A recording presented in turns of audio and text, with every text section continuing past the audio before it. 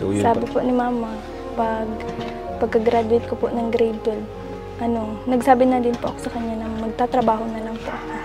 Magtatrabaho ka? Opo, kasi sabi po ni Mama, hindi naman nila ako kayang pag-aralin. Hello po sa mga viewers ni Kuya Rab. Ako po si Carla, 17 years old, na kumakatok po sa inyong mga puso na sana po matulungan niyo ako na makapagtapos ng pag-aaral. Ayan mga kalingap, marahing naaga sa Indog Boss, mapagpalang araw para sa ating lahat. Welcome back to my YouTube channel, Teresa Bisaya pero Bicolana. Ito, gusto nating ipalaganap ang kabutihang gawa ng kalingap na pinapangunahan syempre ni Kuya Bal Santos Matubang, Ate Edna Vlogs at Kalingap Rab. Ayan, pero bago yan, huwag natin kalimutan na magpasalamat lagi sa itaas at lagi nating i-pray, isama natin sa pray ang kalingap na pinapangunahan ni Kuya Bal Santos Matubang. Support natin yung kanilang mga channel, huwag nating skip yung kanilang mga ads dahil dun man lang is makatulong tayo sa kanilang mga pabahay, edukasyon. Talagang ang pagtulong ng kalingap ay hindi biro, talagang panghabang buhay. At ngayon, masasaksihan na naman natin ang isa uling magkakaroon ng pag-asa sa buhay. Isang pamilya, isang kabataan na nangangarap at ngayon is matutugunan ng kalingap. Yan is si Carla, ang puto vendor na nakita nila sa daan habang nasa biyahe sila. May nakita silang isang dalaga na nagtitinda ng puto. Ayun, nilapitan nila in interview. At ngayon, alam naman natin, batid naman natin na kapag once na nilapitan ng kalingap is talagang magiging kalingap beneficiary, di ba? Kaya ito, saksihan natin ang kagandahang gawa ng kalingap na pinapangunahan ngayon ni Kalingap Rab sa bidyong ito. Pero syempre, wag natin kalimutan ang ama ng kalingap, Kuya Bal Santos Matubang. Ito na, keep on watching. Tanging mo, Carla, total nandito naman ang Team Kalingap. Siguro hindi rin aksidente na makilala ka namin, dahil syempre ang Diyos kumikilo sa ating buhay. Siguro nagpipray rin kayo na sana may makatulong sa inyo, ano yung tanging panalangin mo kay Lord na gustong-gusto mo talagang sagutin ng Panginoon? Sana po, may makatulong po sa akin, lalo na po sa pag-aaral ko. Ayan mga kalingap, dito pa lang talagang nakikitaan na natin ng pag-asa si Carla. Kasi kausap niya na si Kalingap Rab, di ba? Gusto ko pong makapagtapos ng pag-aaral kasi sabi po ni Mama, kinausap ko po siya, wala naman daw po silang kakayanan na patapusin ako ng pag-aaral. Kaya ka susumikap magtinda ng puto saka kutsinta. Grabe, mga ganun talagang mga kabataan ngayon na hindi pinalad na makapag-aral ng maayos or ng may sapat na suporta. Kagaya nila Rose Ann, si Joy, ito, lahat po yung mga na-vlog natin. So ito, panibagong natulungan natin, panibagong nakilala natin. Another kabataan na nangarap makaahon sa kahirapan, nangarap makapagtapos sa kanyang pag-aaral. At yun sana, makatulong po tayo sa kanila. Ano ba yung pangarap mo, pag ikaw ay nakapagtapos? Gusto ko pong maging isang ganap na guro, balang araw. Teacher ang gusto mo? Opo. Sensya ka na kung naluha ka sa aming mga katanungan. Ilan po? Pinangarap mo rin ba na matagpuan ka ng Team Kalingap? Tagpuan kayo ng Team Kalingap? Minsan po, kasi napapanood ko po yung vlog. Napanood mo? Ayan, syempre dyan sa Daet o kahit saang lugar pa, talagang siguro halos lahat nangangarap na mapuntahan ng Team Kalingap. Kahit siguro sinong Kalingap, basta Team Kalingap, di ba? Kasi malapit kay Rose Ann. Opo. Okay lang ba na makabisita kami sa bahay nyo ngayon? Sige po. Okay lang? Opo. Tikman nyo muna bro, yung puto, dali, tikman nyo. Sige. Ito. Opo.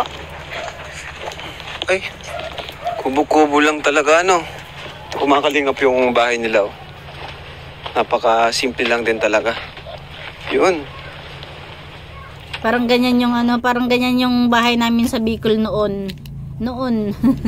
Plywood lang. Ayan. Pasok po. Ano tong mga nakadikit dito? Awards mo?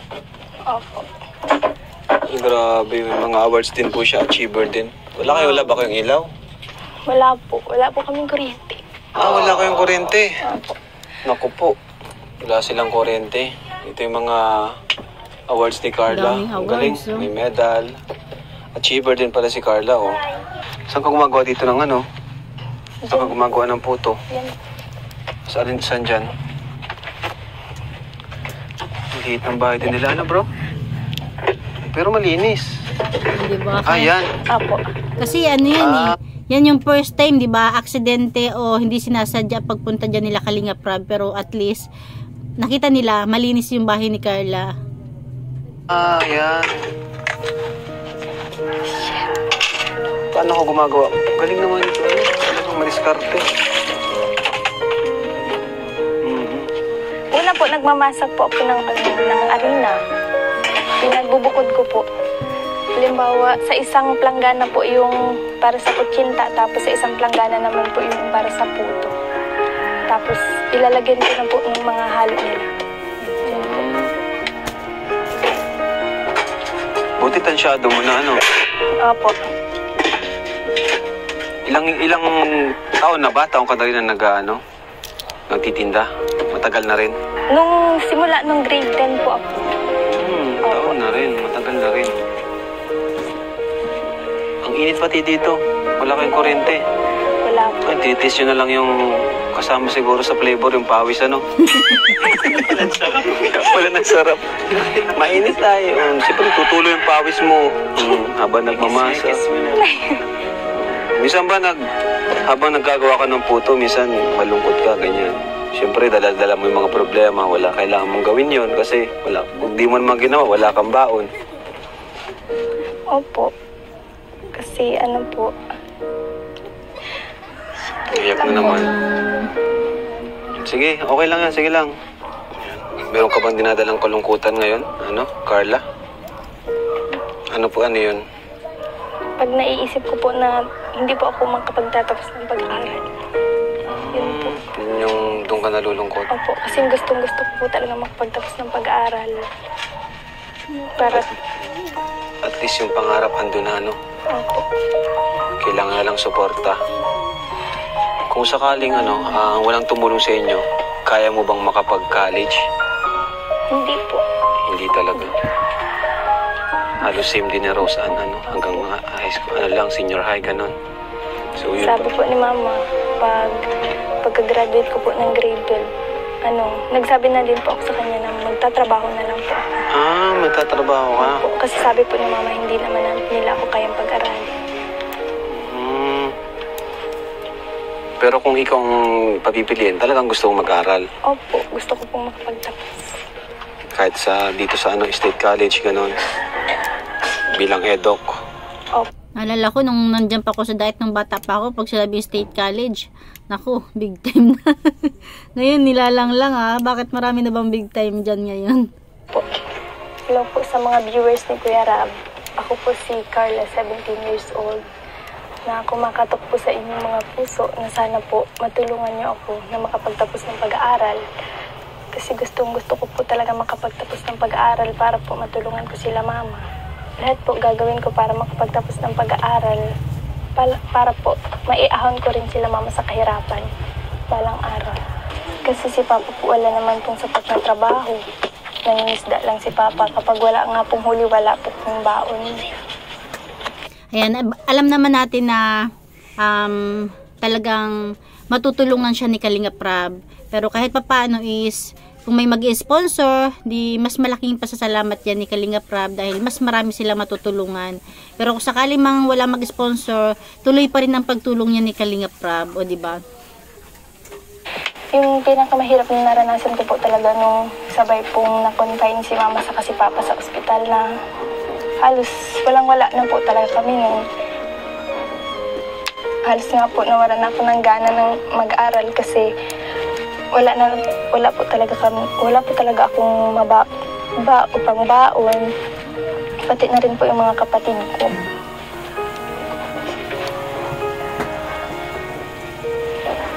Kala ko nga po titigil ako nun sa pag-aaral. Pasensya na po. Yung lumapit nga po kayo kanina, sobrang ano ko po, yung nararamdaman Siguro talagang parang nagkaroon siya ng pag-asa. ko, unang-una, kinabahan po ako. Kasi syempre, di ko inaasahan na ganito. Tapos, masaya din po.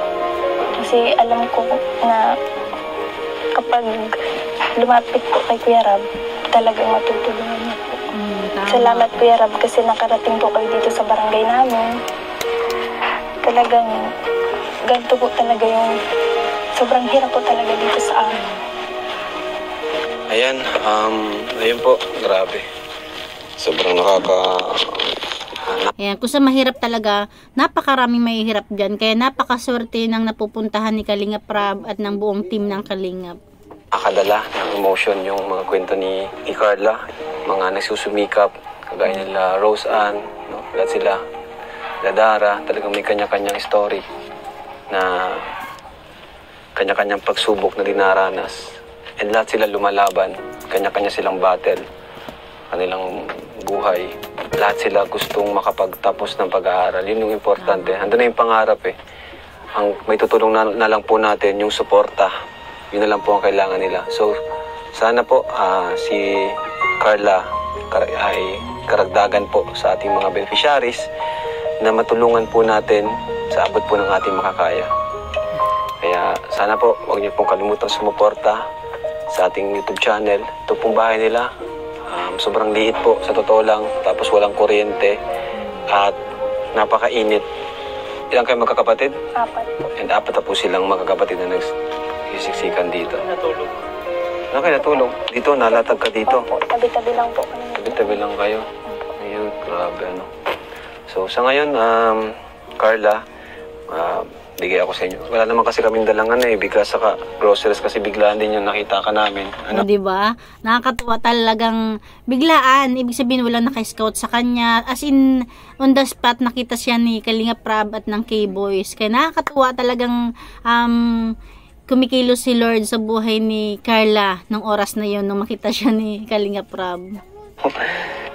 Bibigyan ko sa yung pera. Sana makatulong sa iyo. May pasok ba kayo? Nagpapasok ka ngayon? Grade ano ka? Grade 12 po. Grade 12. So, next year, maka-college ka na, ano? Ayan, so ngayon, ayan, makatulong man lang para kahit paano ay ilang araw ba na hindi ka muna magtinda, no? Para makapag-focus ka sa iyong pag-aaral. So, ito mula ito sa ating YouTube channel, ano?